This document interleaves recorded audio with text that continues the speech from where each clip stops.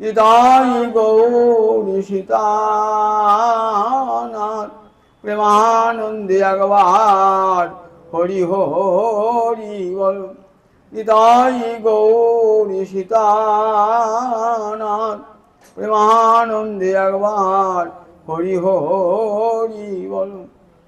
হইয়াছেন আর হবেন যত আমার নয়ন পথগামী ভব তুমি জগন্নাথ স্বামী নয়ন পথগামী ভব তুমি জগন্নাথ স্বামী নয়ন পথগামী ভব তুমি। সমবেত ভক্তবৃন্দের চরণে আমার কোটি কোটি দণ্ডবৎ প্রণিপাত। আজকে আমার বৈবাহিক মহাশয় এবং ব্যান ঠাকুরানীর স্মরণে এই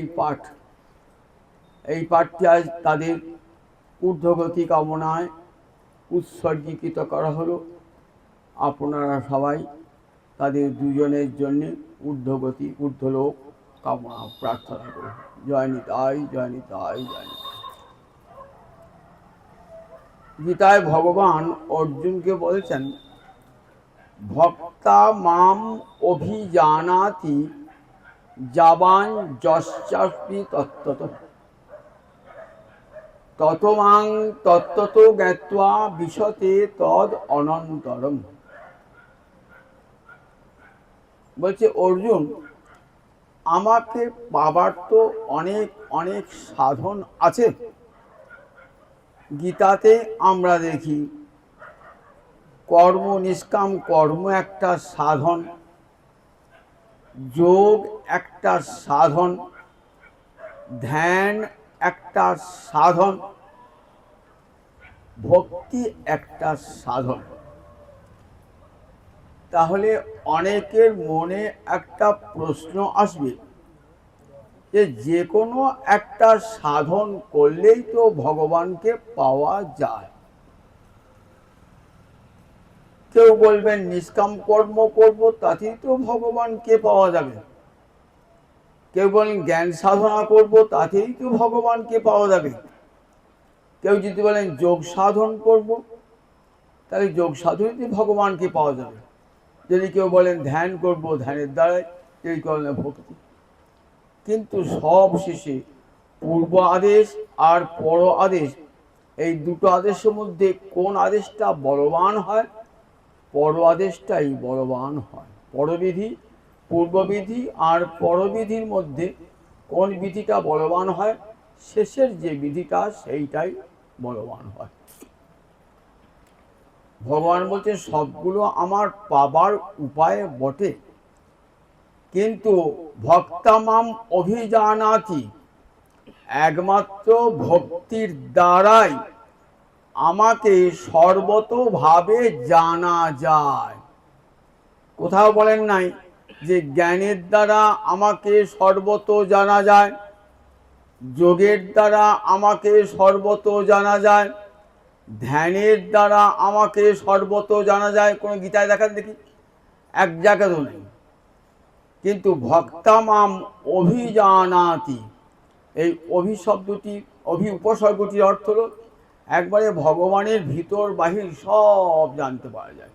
সমগ্রভাবে ভগবানকে, তার কত কত রূপ, তার কত কত লীলা, তার কত কত অবতার, তার কত কত স্বরূপ, এটা একমাত্র ভক্তিতেই জানা যায়। ভক্তা মাম অভিজানাতি।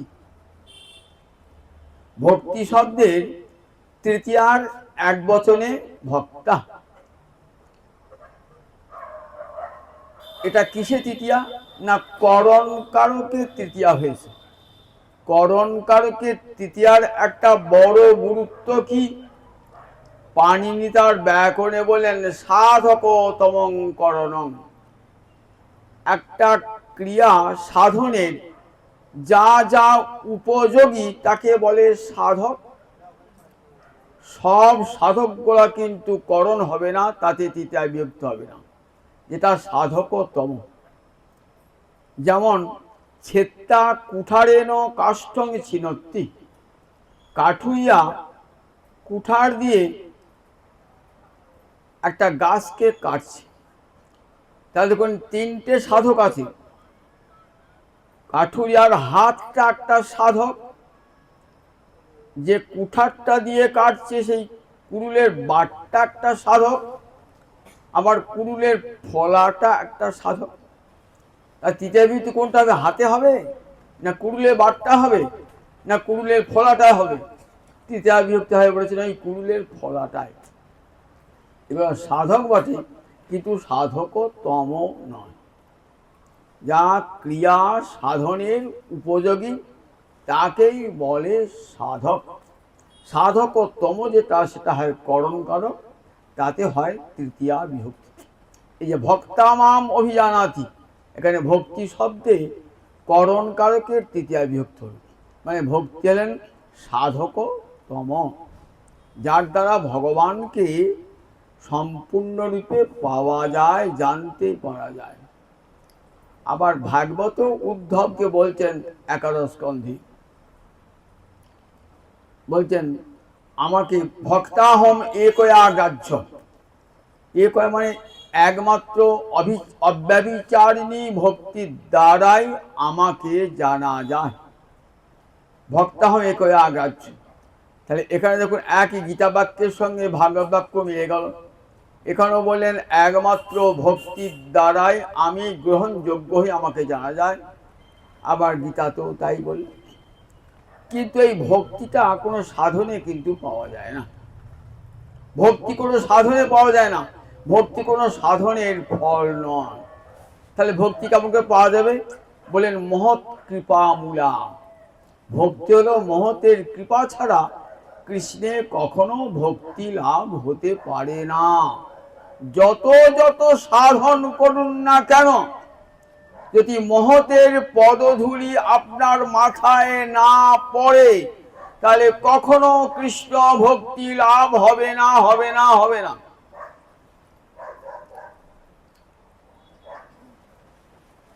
আমরা দেখি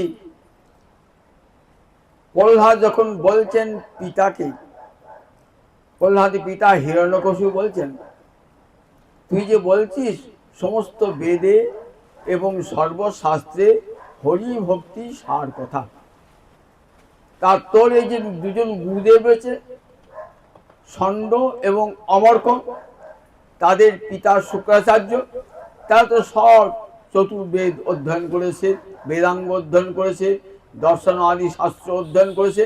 কই তারা তো কোথাও বলেন নাই যে হরি ভক্তি সমস্ত বৈদিক শাস্ত্রের মূল কথা। 5 বছরের ছেলে প্রহ্লাদ, পিতা জিজ্ঞাসা করছেন তোর গুরুদেবরা জানে না তুই জানিস?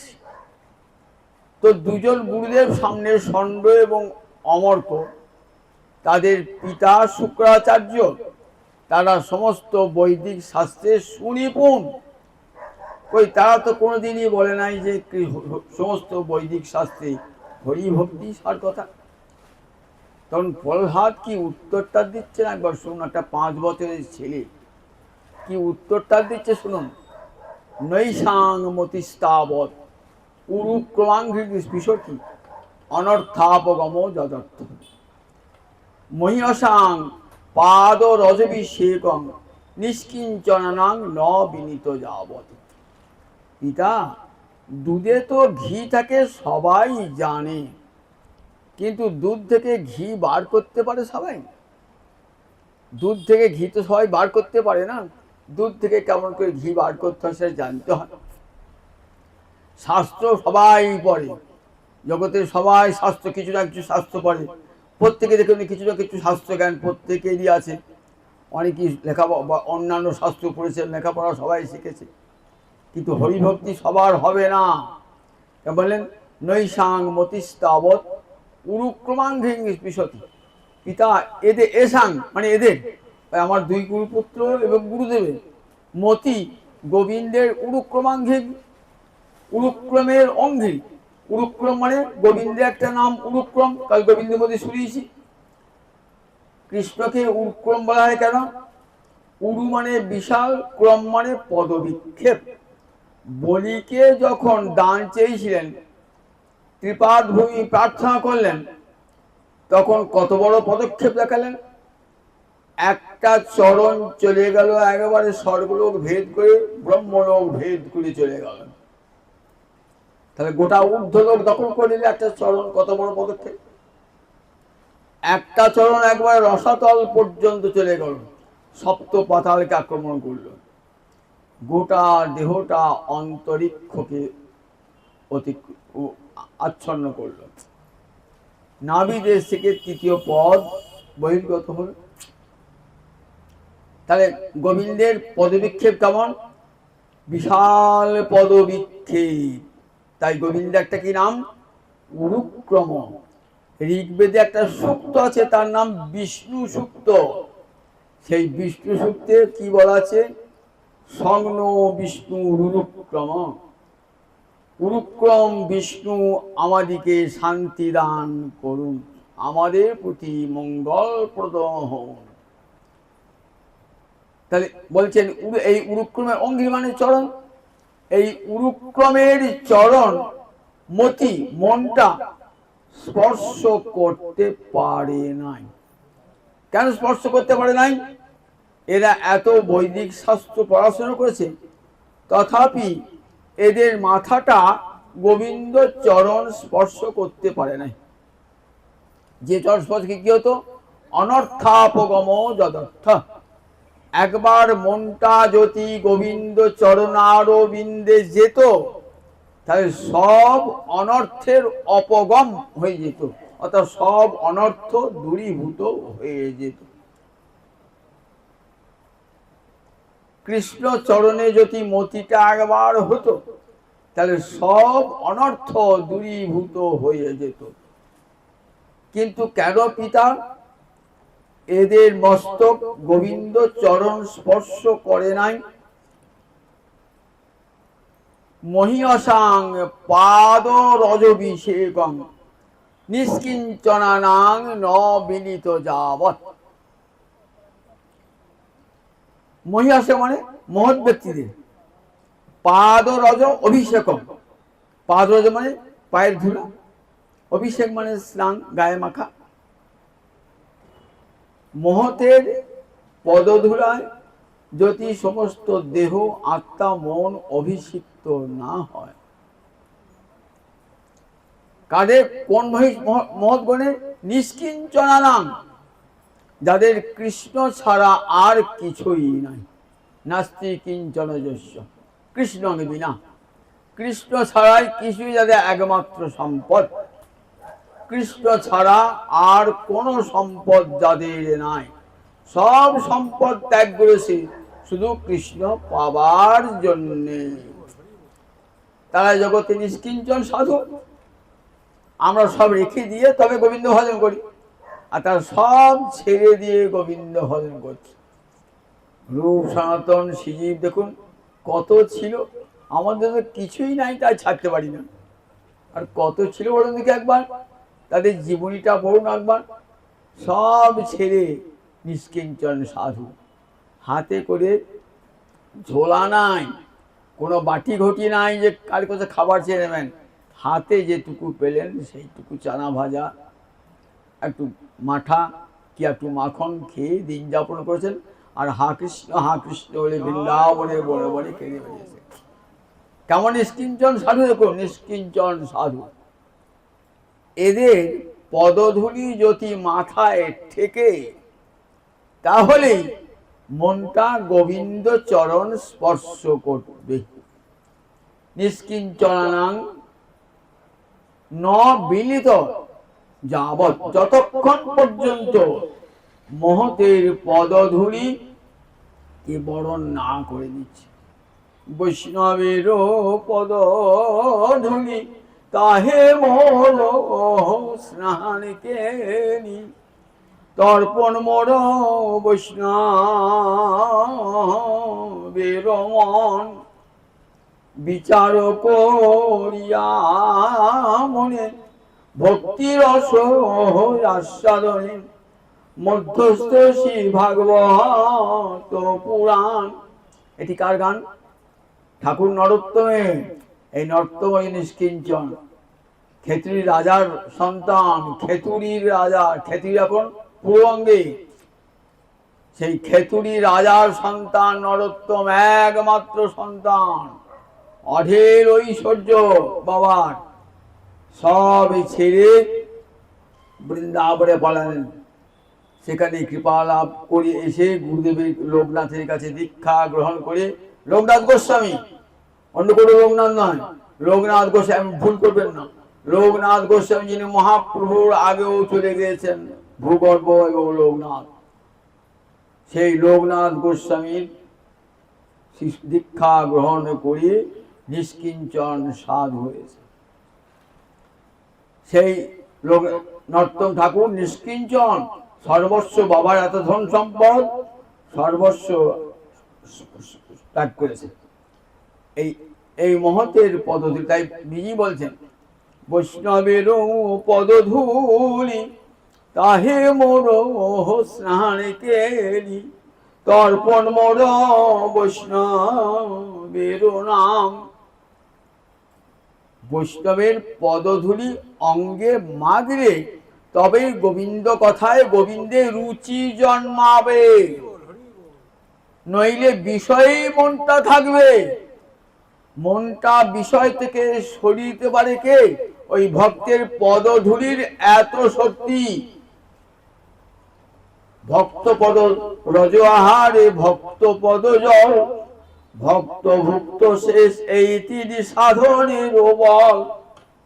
কবিরাজ গোস্বামী পাদ চৈতন্য চৈতামৃতে বলছেন, ভক্তি সাধনের শক্তি কোথা হতে পাবে?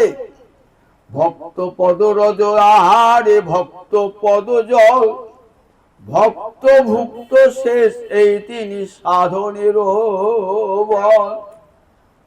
ভক্তের পায়ের ধুলা, ভক্তের পদধৌত জল, আর ভক্তের অবশেষ, ভুক্তাবশেষ, এই তিনটে ভক্তি সাধনের শক্তি যোগায়।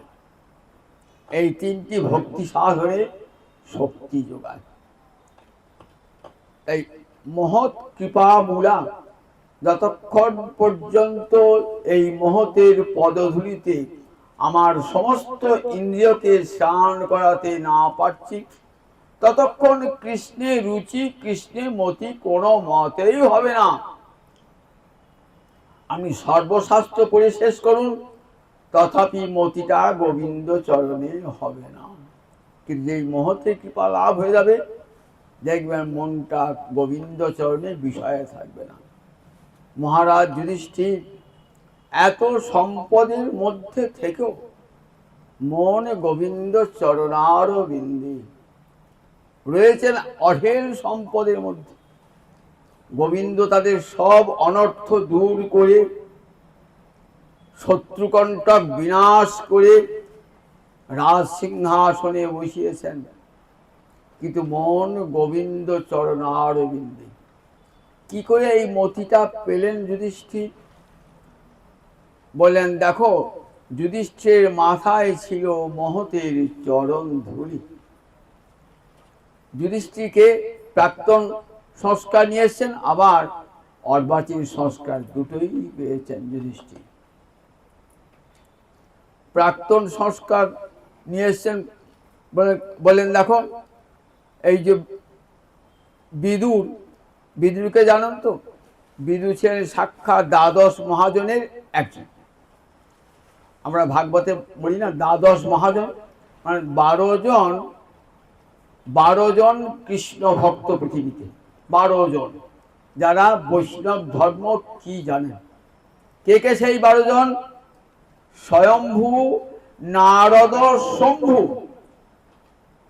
কুমার, কপিল, মনু, প্রহ্লাদ, জনক, ভীষ্ম, বলি, বৈয়াসখী, বয়ম।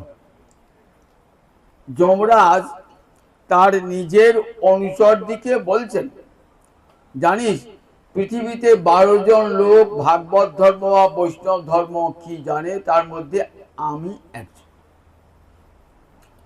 12 জন কে কে? স্বয়ংবতার ব্রহ্মা, নারদ, শম্ভু মানে মহাদেব, স্বয়ম্ভু, নারদ ও শম্ভু, সনত কুমার ব্রহ্মার পুত্র, কপিল মুনি, মনু মহারাজ যা থেকে মানব জাতির সৃষ্টি, মনু, প্রহ্লাদ, জনক রাজা, ভীষ্ম, বলি রাজা, ব্যাসনন্দন, সুখ আর আমি। তাহলে সেই যমরাজা দ্বাদশ মহাজনের একজন, পরম হরিভক্ত এই যমরাজা। সেই যমরাজাই বিদুর হয়ে এসেছেন এই পাণ্ডবদের ঘরে। কি করে হলেন? বিদুর বলেন, মান্ডব্য ঋষির অভিশাপে। এক রাজবাড়িতে চুরি হয়েছে, রাজা চোর ধরবার জন্য লোক লাগিয়েছেন। দেখছেন একটা নির্জন অরণ্যে মান্ডব্য ঋষি ধ্যানে মগ্ন। চোরগুলো তার পাশে বসে গেলেন, ঠিক ধ্যানমগ্ন ঋষির মতো। তখন রাজা ধরতে 4 জন চোরের সঙ্গে ওই মান্ডব্য ঋষিকে ধরেছে। 4 জন চোর আর মান্ডব্য ঋষি 5 জনকে শুলে চড়িয়ে দিলেন। তখন মান্ডব্য ঋষি চলে গেলেন একবার সাক্ষাৎ যমলোকে।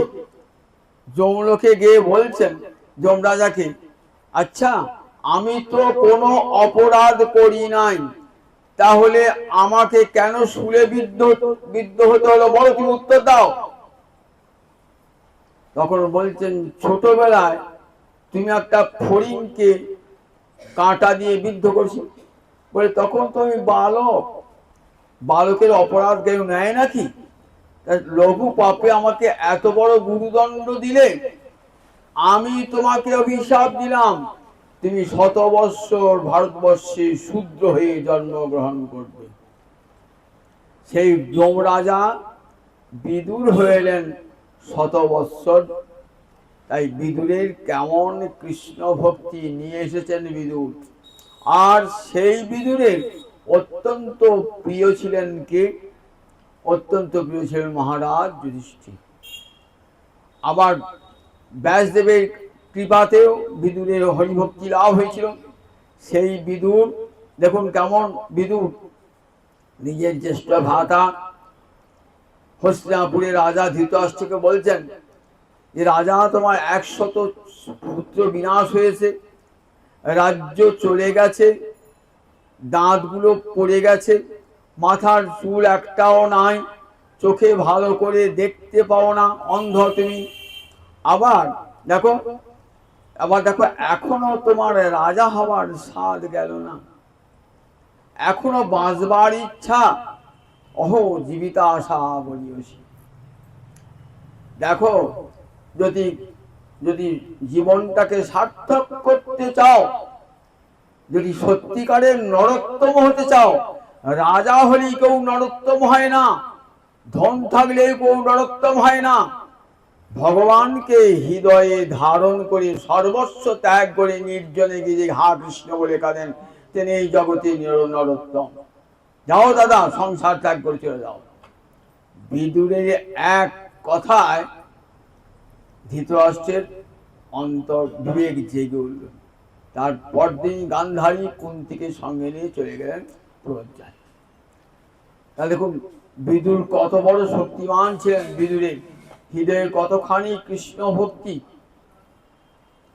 থাকলেন না অত্যাচারী দুর্যোধন, তার পাপিষ্ঠ, তার সঙ্গে থাকা মানে তাকে সমর্থন করা।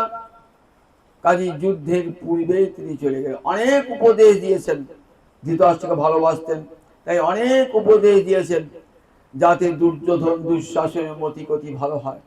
দেখলেন কোনো ক্রমে হওয়ার কথা নয়। তখন রাজবাড়ি পরিত্যাগ করলেন। যে বাড়িতে পাপ ঢুকেছে, যে রাজপ্রাসাদে পাপ ঢুকেছে, সেই রাজবাড়িতে এক মুহূর্ত থাকবো না বলে বিদুর বেরিয়ে পড়লেন। বিদুর গিয়ে হস্তিনাপুর প্রাসাদ হতে অনেক দূরে কুটিরে থাকতেন, ভিক্ষাবৃত্তি করতেন। গঙ্গোত্তরীতে গিয়ে দেখা হলো কার সঙ্গে? মৈত্র ঋষির সঙ্গে। সেখানে কৃষ্ণ কথায় সারাটা জীবন অতিবাহিত করেছেন। দেখুন সেই বিদুরের কৃপা লাভ করেছিলেন কে? মহারাজ যুধিষ্ঠির। তাই দেখুন মহারাজ যুধিষ্ঠির অন্তরটি কেমন কৃষ্ণ ভক্তিতে আচ্ছন্ন। এত ঐশ্বর্য পেয়েছেন, রাজা হয়েছেন, কিন্তু মন গোবিন্দ চরণারবিন্দে রয়েছে। রাজার ছেলে ভিখিরি হয়ে গেছেন, বনে বনে ভিক্ষা করছেন, কিন্তু এতটুকু অন্তরে কোনো ক্ষোভ নাই। অন্তরে মহাভারতের বনপর্বটা পড়ে দেখবেন একবারে। একদিন নির্জন বনে বসে আছেন, সেখানে দ্রৌপদী বলছেন যে দেখো তোমার জন্যই আজ পঞ্চভ্রাতার কত কষ্ট হচ্ছে, আমাকেও সেই কষ্ট সহ্য করতে হচ্ছে একমাত্র তোমার জন্যেই। তুমি কেন, তোমার এত গুণ, কিন্তু একটা বড় দোষ, তুমি পাশা খেলো। আর সেই পাশা খেলার জন্য দেখো আমাদের সংসারে, আমাদের রাজ্যে অভিশাপ এসেছে। দেখো আজ আমরা বনে বনে ঘুরে বেড়াচ্ছি, শুধু আমার নিজের জন্য নয়, তোমার নিজের কি দুরবস্থা দেখো। একদিন তুমি শুয়ে থাকতে সোনার সিংহাসনে, বহুমূল্য শয্যায়, কত দাস দাসী তোমার সেবা করত, রাজভোগ ছিল তোমার আহার, বৈতালিকদের সঙ্গীতে তুমি জেগে উঠতে। আর আজ কোথায় শুয়ে আছো? কুশের উপর শুয়ে আছো, কোনো শয্যা নাই, কুশের উপর শুয়ে আছো। শিয়ালদের ডাকে ঘুম ভাঙছে, বনের ফলমূল খাচ্ছ, শরীর জীর্ণ শীর্ণ হয়ে গেছে, শুধু তোমার জন্যেই এই দুরবস্থা, আর বাকি চার ভাইয়ের এবং আমার। বলছেন কল্যাণী নাস্তিকং প্রভাষসে, কল্যাণী নাস্তিকের মতো কথা বলছো, পাশা তো আমি খেলি না, আমাকে দিয়ে কে যেন পাশা খেলান। কতখানি দৈব নির্ভর দেখুন। দেখো তিনি একদিন রাজা করেছিলেন, আবার তারই ইচ্ছায় আমি বনে বনে ঘুরে বেড়াচ্ছি। জগতে তার ইচ্ছা ছাড়া গাছের একটা পাতাও নড়ে না, তাই তারই ইচ্ছায় কেউ রাজা, কেউ বা ভিখারি হয়েছে। সুতরাং কেন আমাকে দোষ দিচ্ছ? দেখো আমার যে দেখো সব আমাকে দিয়ে, মানুষের নিজের কিছু করবার ক্ষমতা নাই, সব করান ভগবান। এই অন্তরে দৃঢ়বোধ, এতটুকু ক্ষোভ নাই অন্তরে। আবার রাজ্য পেয়েছেন, ফিরে এসেছেন, রাজ্য পেয়েছেন, রাজস্ব যজ্ঞ করেছেন। দেখুন তথাপি কিন্তু এতটুকু রাজ অহংকার অন্তরে নাই। সমস্ত অহংকার বিসর্জন দিয়ে কৃষ্ণ চিন্তায় মনটা ভরে রয়েছে। তাই যুধিষ্ঠির এই যে কৃষ্ণ ভক্তি কোথা হতে এলো? একে তো মা কুন্তির গর্ভে তার জন্ম, ধর্মের ঔরসে তার জন্ম, প্রাক্তন সংস্কার তো নিয়ে এসেছেন। আবার অর্বাচীন দেখুন সংস্কার কেমন না, বিদুরের কৃপা লাভ, মহতের কৃপা লাভ, আর সেই কৃপা লাভে অন্তরটা কৃষ্ণ ভক্তিতে পূর্ণ হয়ে গেছে। অন্তরে গোবিন্দ যার, কিসেরও অভাব তার। ভাব সর্ব গোবিন্দ যদি অন্তরে থাকে, আর কোনো অভাব থাকে নাকি? কোনো অভাব থাকে না। তাহলে দেখুন মহতের কৃপা লাভ করেছিলেন বলে মহারাজ যুধিষ্ঠির এমন কৃষ্ণ ভক্তি। আবার দেখুন 5 বছরের ছেলে ধ্রুব, তার অন্তরে কেমন করে কৃষ্ণ ভক্তি জাগ্রত হলো। আমাদের মনে লাগে, আমাদের 50 বছরে, 65 বছরে, 95 বছরের বয়সে কৃষ্ণ ভক্তি হয় না। ধূপ ধূপ করে মরতে যাচ্ছি। অঙ্গং গলিতং পলিতং মুন্ডং দশন বিহীনং জাতং তুন্ডং বৃদ্ধ জাতি গৃহীত্বা দণ্ডং তদপি ন মুঞ্চত্তাশা পিণ্ডং ভজ গোবিন্দং ভজ গোবিন্দং ভজ গোবিন্দং মূঢ়মতে। আচার্য শঙ্কর বলছে অঙ্গ গলিয়ে গেছে, লুব্জ কুব্জ হয়ে গিয়েছে, মাথার একটা চুল নাই, একটা দাঁতও নাই, পুজো হয়ে লাঠি নিয়ে যাচ্ছে, তবু আশা আরো টাকা হবে, আরো ধন হবে, আরো ঐশ্বর্য হবে। দেখেছেন কেমন মহামায়া কেমন করে জড়িয়ে রেখেছে মানুষকে। এতটুকু কৃষ্ণ চিন্তা আসে না, অন্তরে কৃষ্ণ চিন্তা আসে না। শত শোকের আঘাত খেয়েও, দুঃখের আঘাত খেয়েও অন্তরে কৃষ্ণ চিন্তা জাগ্রত হয় না। কেন? মহতের কৃপা লাভ হয় নাই বলে। তরুণস্তাবৎ তরুণীরক্ত, বালস্তাবৎ চিন্তামগ্ন, বৃদ্ধস্তাবৎ চিন্তামগ্ন, পরমে ব্রহ্মণি কোপি ন লগ্ন। যুবকেরা যুবতী প্রতি আসক্ত, বালস্তাবৎ ক্রীড়া আসক্ত, ছেলেরা খেলা আসক্ত, আর বুড়ো হয়ে কত চিন্তা। গোবিন্দ চিন্তা কেউ করে না। আচার্য শঙ্কর বলে কৃষ্ণ চিন্তা অন্তরে কারও আসে না। কি করে আসবে কৃষ্ণ চিন্তা?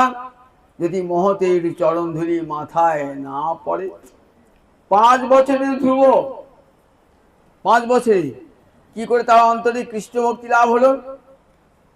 বলেন কৃপা পেলেন। কার কৃপা পেলেন? নিজ জননীর কৃপা। মায়ের নাম ছিল সুনীতি, রাজা উত্তানপাদের স্ত্রী। সুনীতি স্বামীর পরিত্যক্তা, কিন্তু মনটি কৃষ্ণ ভক্তিতে হৃদয়টি পরিপূর্ণ। তারই ছেলে তো ধ্রুব। দেখুন মা কি শিক্ষা দিয়েছেন, ধ্রুব কাঁদছিস, তোর পিতা তোকে করে নেয় নাই বলে কাঁদছিস? শোন, দেখ তোর সমস্ত দুঃখ দূর হবে। একটা কথা শুনবে আমার? মা বলো কি করলে আমার সমস্ত দুঃখ দূর হবে? তারপরে জানিস গোবিন্দ একটি নাম কেশব, সমস্ত ক্লেশ নাশ করেন বলে তার নাম কেশব। কৃষ্ণায় বাসুদেবায় হরয়ে পরমাত্মনে প্রণত ক্লেশ নাশায় গোবিন্দায় নমঃ। গোবিন্দ চরণে একবার যে প্রণত হয়ে যায় তার সমস্ত ক্লেশ তিনি হরণ করে নেন। তিনি গোবিন্দের একটি নাম হলো কেশব। গোপীরা এখন কাঁদছেন গোপীগীতিতে, গোপীরা কাঁদছেন কি বললে? বলে প্রপন্নার্থী হর, প্রপন্নার্থী হর, প্রণত প্রণত প্রণত যোনি প্রণত দেহিনাং, প্রণত দেহিগণের দুঃখ নাশ করো তুমি। তোমার চরণে যারা প্রণত হয়ে যায় তাদের সমস্ত দুঃখ তুমি নাশ করো। বলে বাবা দেখো আমি তো অভাগিনী, আমার ভাগ্যদোষে আজ তোর এই দুরবস্থা। তা দেখ সমস্ত দৈব দুর্বিপাক, সমস্ত অনর্থ দূর হয়ে যাবে। তুই বনে গিয়ে গোবিন্দ চিন্তা কর। আরাধয় তদ অধঃসজ পাদ পদ্মম, বলছে গিয়ে নির্জন অরণ্যে গিয়ে আরাধয় বলে আরাধনা করো অধঃসজ পাদ পদ্মম। অধঃসজ মানে গোবিন্দ, তিনি অক্ষজ জ্ঞানের উপরে, সেই অধঃসজ গোবিন্দের চরণ কোমলের উপাসনা করো, তাহলে তোমার সমস্ত আরাধয় অধঃসজ পাদ, তোমার সমস্ত দুঃখ বিনাশ হয়ে যাবে। মায়ের কথাটি শুনে ধ্রুব চলে গেলেন কোথায়? কোথায় চলে গেলেন? একবারে মধুবনে। বৃন্দাবন একটা বন আছে, তার নাম জানেন? মধুবন। বৃন্দাবন একটা বনের নাম। দেখবেন ধ্রুবের তপস্যা ক্ষেত্র আছে সেখানে। ধ্রুবের তপস্যা ক্ষেত্র মধুবনে, ধ্রুবের তপস্যা ক্ষেত্র। 5 বছরের ছেলে তপস্যা করছে মধুবনেতে। তপস্যা কিছু জানে, কিন্তু মায়ের কথাতে সে কাঁদছে, শুধু কৃষ্ণ বলে ডাকছেন, আর কিছুই জানে না। হা কৃষ্ণ বলে সব খাওয়া দাওয়া ত্যাগ করে সে চোখের জলে ভাসছে, আর দেখা দাও দেখা দাও কমল চন হরি একবার দেখা দাও, দেখা দাও। কমল চন হরি একবার দেখা দাও, দেখা দাও। নয়নে জলে ভূমি ভেসে যায়, ধ্রুব বলে দেখা দাও, দেখা দাও। 5 বছরের ছেলে দুরানে জলধারা আর দেখা দাও, দেখা দাও বলে কাঁদছে। গোবিন্দের আসন টলে উঠেছে, বৈকুণ্ঠের আসন টলে উঠেছে। স্বর্গের দেবতাদের স্বর্গ টলমল টলমল করছে একটা ছোট ছেলের তপস্যায়। দেবরাজ ইন্দ্র ভাবছেন বোধহয় আমার গদি চলে গেল, ওই ছেলেটা মনে হয় ইন্দ্র হয়ে যাবে। গোবিন্দের কাছে গিয়েছেন, ওই ছেলেটা এত তপস্যা, আমাদের স্বর্গ কাঁপছে, টলমল টলমল করছে। বলে কোনো চিন্তা করো না, ও তোমার স্বর্গরাজ্য ছিনিয়ে নেওয়ার জন্য তপস্যা করে নাই, আমার কৃপা পাবার জন্য তপস্যা। যাও দেবরাজ ইন্দ্র, তুমি বুঝবে কি? তুমি তো ঐশ্বর্যের মধ্যে ডুবে আছো, তাই তোমার কেবল ভয় আমার ঐশ্বর্য হারাবে, এই ভয় তোমার। যাও, তোমার কোনো ভয় নেই। ইন্দ্র ফিরে এলেন, ভগবানের আসনে চলে উঠেছে, কিন্তু ধ্রুবের তো দীক্ষা হয় নাই। অন্তর এখন তো কামনা বাসনা যায় না, অন্তর থেকে কামনা বাসনা। যতক্ষণ থেকে অন্তরে কামনা বাসনা থাকবে ততক্ষণ তো কৃষ্ণ প্রাপ্তি ঘটবে না। অন্তর হতে কামনা বাসনা দূরীভূত হলে তবেই কৃষ্ণ প্রাপ্তি ঘটবে, তার পূর্বে নয়। কামনা বাসনা চিত্তটাকে মলিন করে রেখে দেয়। মলিন স্থানে কোনো সাধু বসতে পারে?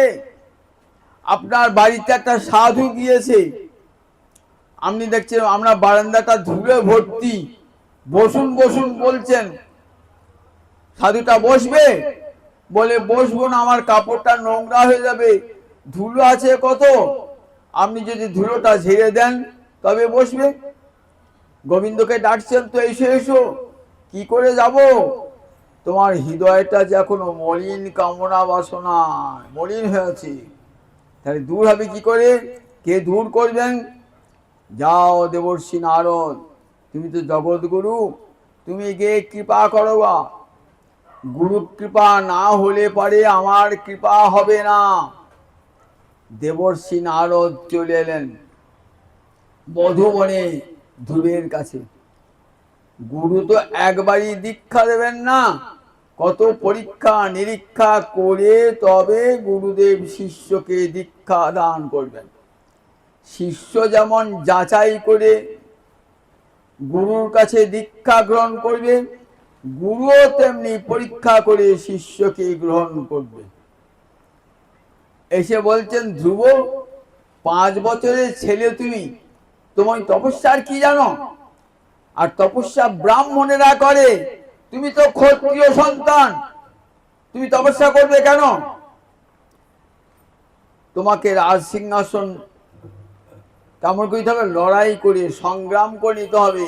তুমি যুদ্ধবিদ্যা শেখো গা, আর এখন তোমার খেলাধুলা খেলাধুলা করো গা। কিন্তু ক্ষত্রিয় পুত্র তো এক রোখা, বলেন না, আমার মা বলেছেন গোবিন্দ চরণের উপাসনা করলে আমার সমস্ত দুঃখ বিনাশ হবে। আমি খেলাধুলাও করব না, আমি তপস্যা ক্ষেত্রতে উঠেও যাব না, দেখি গোবিন্দকে পাই কি না। নারদ ভাবলেন উপযুক্ত শিষ্য পেয়েছি বাট। যাও যমুনার জলে স্নান করে এসো, আমি তোমাকে কানে মন্ত্র দেব। যমুনার জলে স্নান করে এলেন, দেবর্ষি নারদ দীক্ষা দান করলেন। দীক্ষা দান করার সঙ্গে সঙ্গে কি হলো? দিয়তে বিমলং জ্ঞানং ক্ষীয়তে পাপ পদ্ধতি। দীক্ষা মানে কি? দিয়তে বিমলং জ্ঞানং, গুরুদেব কৃপা করে হৃদয়ের মাঝে জ্ঞানের আলো জ্বালিয়ে দেন। কি করে? পাপে তো মলিন হয়ে আছে, জ্ঞানের আলো জ্বালালেও তো অন্ধকার ঘরটা আলোকিত হবে কেমন করে? বলেন গুরুদেব জ্ঞানের আলো জ্বালিয়ে দিয়ে ক্ষীয়তে পাপ পদ্ধতি, সমস্ত পাপের আধার দূর করে দেন শিষ্য। সব পাপের আধার দূর হয়ে গেছে, অন্তর নির্মল হয়েছে। গুরুদেবের এমন কৃপা, সেই গুরুদেবের কৃপাতে কি হয়েছে? গুরুদেবের কৃপাতে সমস্ত সুচন্দ্র কিরণে করুণাস। গুরুদেব এমনই না, তার চন্দ্র যেমন তার কিরণ দিয়ে অন্ধকার দূর করে, তেমনি গুরু কৃপারূপ চন্দ্র কি করে? হৃদয়ের সব অন্ধকার হিয়ান তিমির বড় জ্ঞান সুচন্দ্র কিরণে করুণার। জয় জয় শ্রী গুরু প্রেম কল্পতরু অদ্ভুত যাকো পরকাশ। এমনি হয় গুরুদেব প্রকাশ মূর্তি ধারণ করেন, হৃদয়ের সব অন্ধকার নাশ করে কৃষ্ণ ভক্তির আলো জেলে দেন শিষ্যের হৃদয়ে। এইবার কৃষ্ণ কৃপা পেতে আর দেরি হবে না, মহৎ কৃপা লাভ হয়ে গেছে। বিনা গুরু কৃপায় জগতে কে কৃষ্ণ পেয়েছে? এমন একটা উদাহরণ দেখান দেখি। গুরু কৃপা ছাড়া কখনো কৃষ্ণ কৃপা লাভ হয় না। যেই গুরুদেবের কৃপা লাভ হয়ে যায়, অমনি সঙ্গে সঙ্গে গোবিন্দের কৃপাও লাভ হয়ে যায়। নারদ এসে যেই কানে মন্ত্রটি দিলেন না, অন্তরের সব আবিলতা মলিনতা দূরীভূত হয়ে গেল, অন্তর নির্মল হয়ে গেল, অন্তর নির্মল হয়ে গেল। গোবিন্দের চরণটি সার করো বলে গুরুদেব উপদেশ দান করলেন। যুগল ভজন করো, গোবিন্দের চরণ স্মরণ করো, এই তো গুরুদেব উপদেশ দান করেন। এইবার দেখুন, এইবার আর গোবিন্দ না এসে পড়েন। জগতের জ্ঞানীকে যেতে হবে, যোগীকে যেতে হবে, ধ্যানীকে যেতে হবে ধ্যানের মাধ্যমে, আর ভক্তকে যেতে হবে না, ভগবান ছুটে আসবেন আপনার কাছে। এমন সাধনা জগৎ আছে, এমন সাধু জগৎ আছে যে আপনি বসে যেখানেই ভজন করবেন না কেন, হিমালয়ের গুহাতেই করুন, আর জমালয়েই করুন, আর নিজের বাড়িতে বসেই করুন, গোবিন্দ আপনার কাছে ছুটে চলে আসবে। আপনাকে যেতে হবে না কষ্ট করে, আপনাকে গোলকে বৈকুণ্ঠে যেতে হবে না কত কষ্ট করে, গোবিন্দ নিজে আসবে। সুখদেব বলছেন, মহারাজ সভৃত্য দিদিক্ষয়া, নিজের ভক্তকে দেখবার জন্যে ভগবান মধুবনে এসে আবির্ভূত হলেন। মধুবনে, সেই মধুবন বিখ্যাত হয়ে আছে। বৃন্দাবনে গেলে পরে মধুবনটা দেখবেন, ধ্রুবের তপস্যা ক্ষেত্র, যেখানে স্বয়ং গোবিন্দ এসে ধ্রুবকে দেখা দিয়েছিলেন। ধ্রুব তো চক্ষু মুদ্রিত করে গোবিন্দকে ধ্যান করছে, চোখ তো খোলে নাই, ধ্যানে চক্ষু মুদ্রিত, চোখ খুলছে না কেন? ভাবছেন চোখ খুলি তার গোবিন্দকে দেখতে পাবো না। অন্তর আলোকিত করে দাঁড়িয়ে আছেন গোবিন্দ, ভুবনে মোহনে রূপ ধারণ করে শঙ্খ চক্র গদা পদ্ম হাতে নিয়ে। এমন নয়ন মনোলোভা মূরতি দর্শন করে চোখ খুলতেই পারছেন না। গোবিন্দ ভাবছে, আচ্ছা মুশকিল হলো তো, আমি তো এলাম ধ্রুবকে দেখা দিতে, তা ধ্রুব তো চোখই খুলছে না, চোখই তো খুলছে না, আমাকে দেখছি না তো। তখন ভগবান কি করলেন? একটা ভিতরে মূর্তি ভগবানের, একটা বাইরে মূর্তি। তাহলে কি করবেন? ওই ভিতরের মূর্তিটা না সরালে পরে ধ্রুব তো চোখ খুলবে না। কি করলেন? ভিতরের মূর্তিটা গোবিন্দ তো সরিয়ে দিলেন, আর খুঁজে পাচ্ছেন না। তখন ধ্রুব চোখটা খুলেছেন, খুলিয়ে দেখছেন তার ধ্যানের ধনে গোবিন্দ আজ তার নয়ন সমক্ষে। আনন্দের সীমা নাই। মাতৃবাক্য কেমন সার্থক হলো, গুরুবাক্য কেমন সার্থক হলো। আজকে আজ মধুবনে স্বয়ং গোবিন্দ এসে উপস্থিত হয়েছে। নয়ন মনোলোভা মূরতি শঙ্খচক্র, এইটি ধ্রুবের উপাস্য। যুগ শঙ্খচক্র পদ্ম গদাপদ্মধারী ঐশ্বর্য মূর্তির উপাসক ছিলেন ধ্রুব। তাই এই মূর্তিতেই দেখা দিলেন শঙ্খচক্র গদাপদ্ম মূর্তি। ধ্রুব তো কথা বলতে জানে না, 5 বছরের ছেলে লেখাপড়া তো শেখে নাই, চলে এলো বনে। অবাক তো জানি না, একবার মাঝেই বলেছে ছুটে চলে এসেছে তপস্যা করতে। কৃষ্ণ ভক্তের লেখাপড়া করতে হয় না, আপনা আপনি কৃষ্ণ ভক্তি জাগ্রত হইয়া মা সরস্বতী আপনা আপনি কৃপা করেন। কিরকম দেখুন, ধ্রুবের অন্তরে লেগেছে যে আমি গোবিন্দকে স্তব করব, গোবিন্দকে স্তব করব। স্তব করতে গেলে তো ভাষা জ্ঞান দরকার, সে তো ভাষা জ্ঞান তো তার নাই। গোবিন্দ এখন কি করছেন, হাতে কি থাকে গোবিন্দের? শাঁখ থাকে। ওই শাঁখটা নাদ ব্রহ্মের প্রতীক, ওখান থেকেই সমস্ত বর্ণমালার সৃষ্টি, নাদ ব্রহ্ম ধ্বনি থেকে। সেইটি ধ্রুবের গণ্ডদেশে ঠিকই দিলেন। ঠিক বাবা যেমন ছেলেকে আদর করে গালে টোকর মেরে, তেমনি করে ধ্রুবের গালে গণ্ডদেশে ঠিকই দিয়েছেন।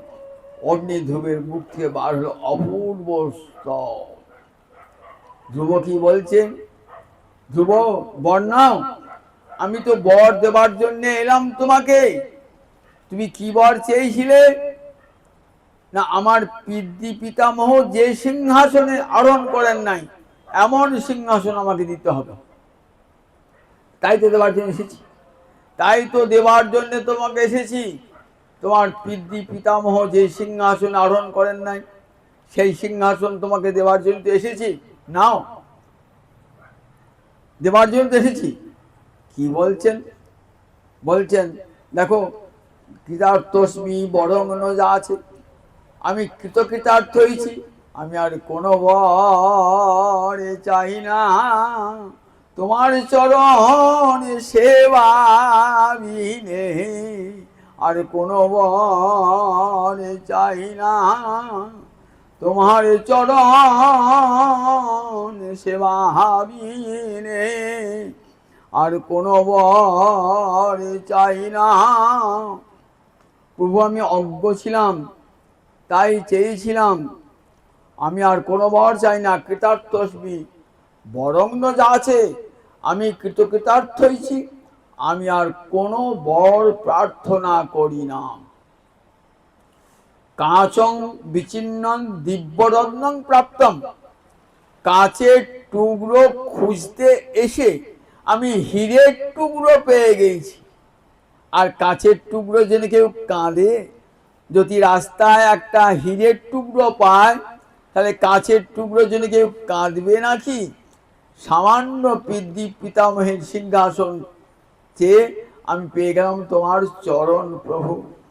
সুতরাং আর আমি কিছুই চাই না। কৃতার্থস্মি বরং আছে, আমাকে কোনো বর দিও না, আমি কোনো বর নেবো না। তাহলে আমি ফিরে যাবো শুধু, কোনো বর নেবে না? তা বললে হ্যাঁ, একটা বর আমাকে দাও। ভক্তি মোহ প্রবহতাং তৈমে প্রসঙ্গ মোহতাং অমলাশয়াত্মনাং। বললে সেই সমস্ত মহৎ যাদের হৃদয়টা নির্মল হয়ে গেছে তোমার ভক্তিতে, যাদের অন্তরে ভক্তির স্রোত অবিরত প্রবাহিত হচ্ছে, সেই ভক্তজনের সঙ্গ যেন আমি লাভ করতে পারি। দেখেছেন ধ্রুবের কি প্রার্থনা? বলে আর কিছুই চাই না, টাকা পয়সা ধন দৌলত রাজ সিংহাসন কিছুই চাই না। ভক্তি মোহ প্রবহতাং তৈমে প্রসঙ্গ মোহতাং অমলাশয়াত্মনাং। অমলাশয় মানে নির্মল হৃদয় যাদের, সেই মহাত্মা যারা তোমার গুণকথায়, তোমার কথায় যারা মত্ত রয়েছে, সেই সাধুগণের সঙ্গ, যেখানে সবসময় হরিকথা হচ্ছে, সব সময় ভক্তির স্রোত বয়ে চলেছে, সেই সাধুজনের সঙ্গ যেন আমি লাভ করতে পারি জন্মে জন্মে, কোনো বর প্রার্থনা করি না। দেখুন তাহলে মহৎ কৃপায় কেমন কৃষ্ণ ভক্তি লাভ হয়। আর সেই কৃষ্ণ ভক্তি লাভ হওয়ার সঙ্গে সঙ্গে দেখুন জগতের সমস্ত কামনা বাসনা আপনা আপনি তুচ্ছাতি তুচ্ছ হয়ে যায়। অন্তরে যদি একবার কৃষ্ণ ভক্তি জাগ্রত হয়ে যায়, জগতের সমস্ত ধন সম্পদ সব তুচ্ছ হয়ে যায়। গৌরহরি লীলার একটি কাহিনী দিয়ে আজকের পাঠ শেষ করব।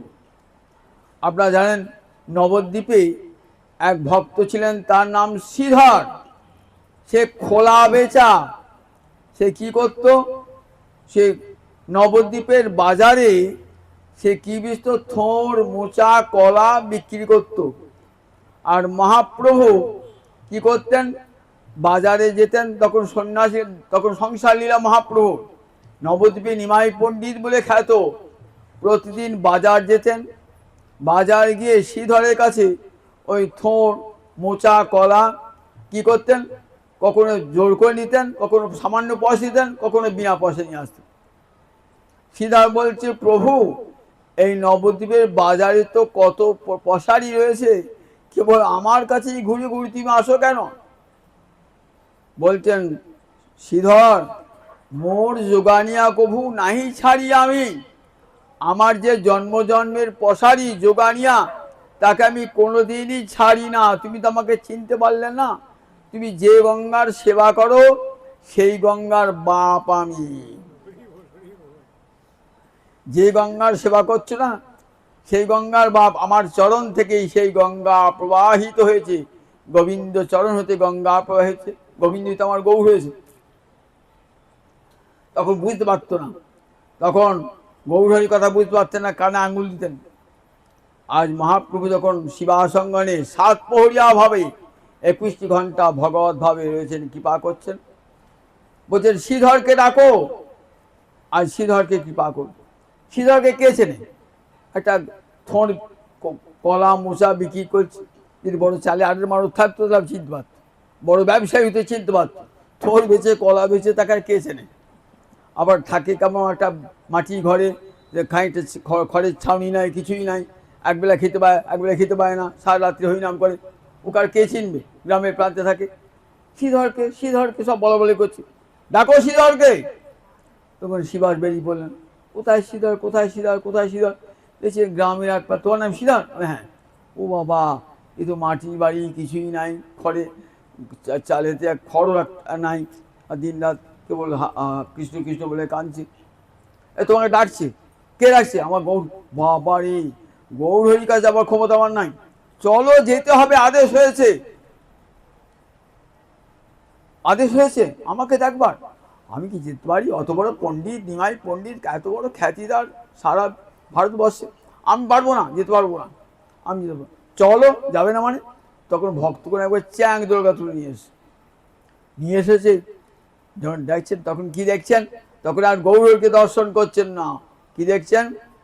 কেমন করে দাঁড়িয়ে আছেন ভগবান, ত্রিভঙ্গ ভঙ্গি হয়ে হাতে মুরলী, মুরলী ধারণ করেছেন, মোহন ও মুরলী, আর ত্রিভঙ্গ ভঙ্গি, হাতে মোহন ও মুরলী।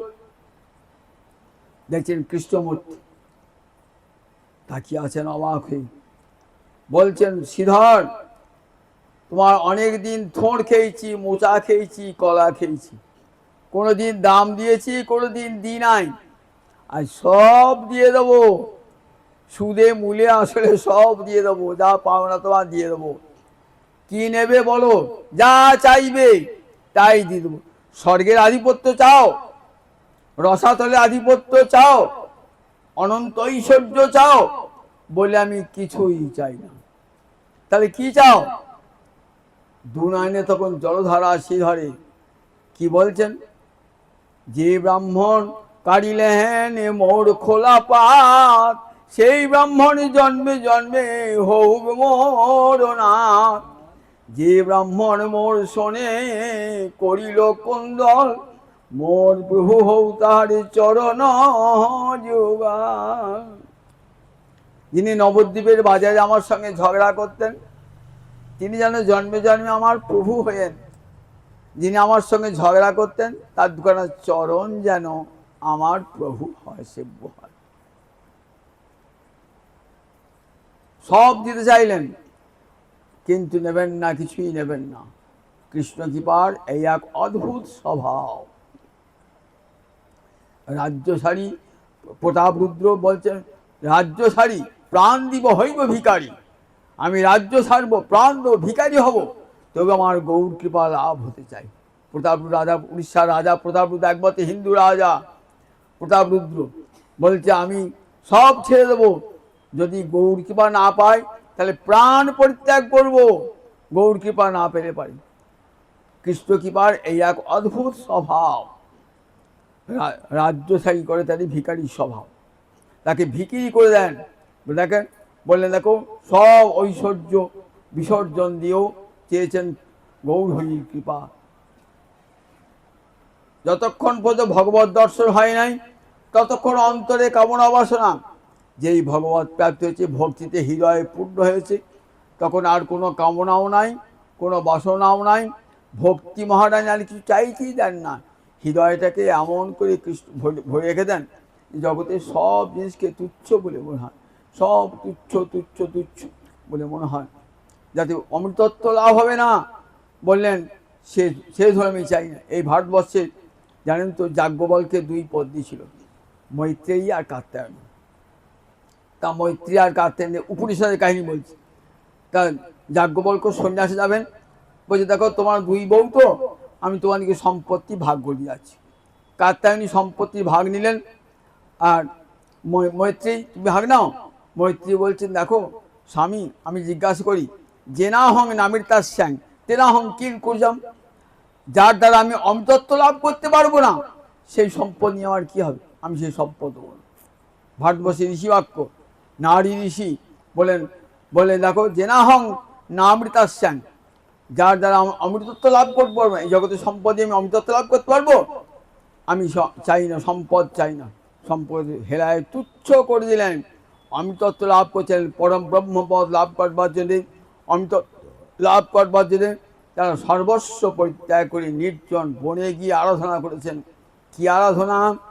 তমসমা জ্যোতির্গময়, অন্ধকার থেকে আমাকে আলোকের লোকে নিয়ে চলো। তমসমা জ্যোতি মৃত্যুমা অমৃতঙ্গময়, মৃত্যুর লোক হতে আমাকে নিয়ে চলো, অমৃতময় লোকে চলো।